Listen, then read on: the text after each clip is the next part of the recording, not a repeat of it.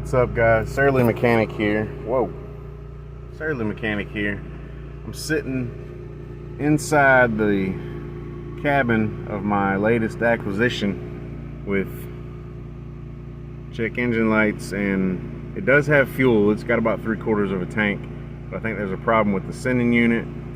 There's obviously a problem with the airbag or seat belt. And then this gauge up here is funky. Oil pressure switch isn't reading anything. That's one of the codes, is an oil pressure switch. But missing a stereo.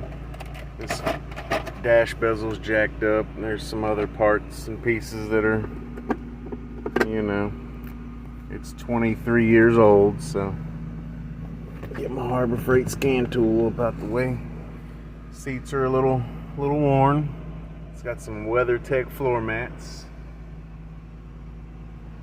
I'll give you a walk around the outside.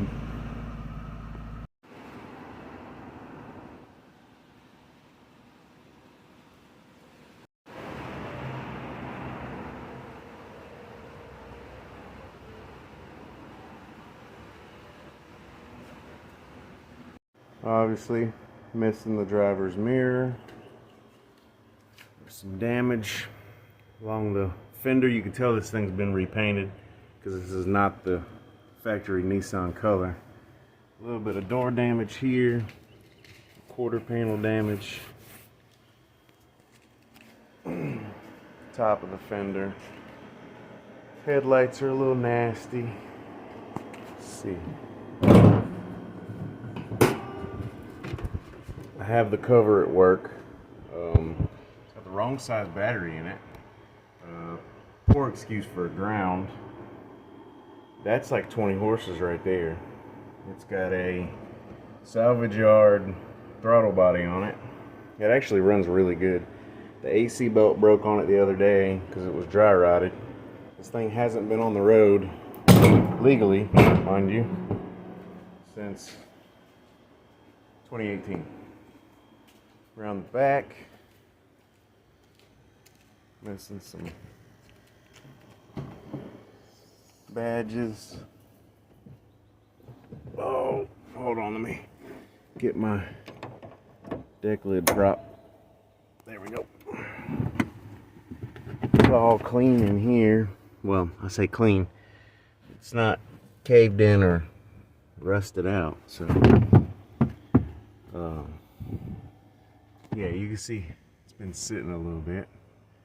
A little crusty, a little rusty. I need to tweak. I think it was tapped on this corner because this little wing for the deck lid is kind of flared out a little bit. So I'm just gonna have to massage that back into place. And there's a little bit of rust right here at the A-pillar. Nothing that's weak or full of holes. I'm gonna clean that up. Get that dialed in.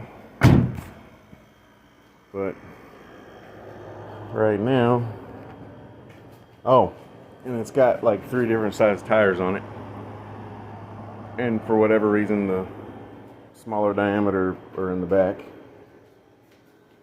This one I put on because the one that was on it was completely bald, and I figured out why on the way home in the rain the other day.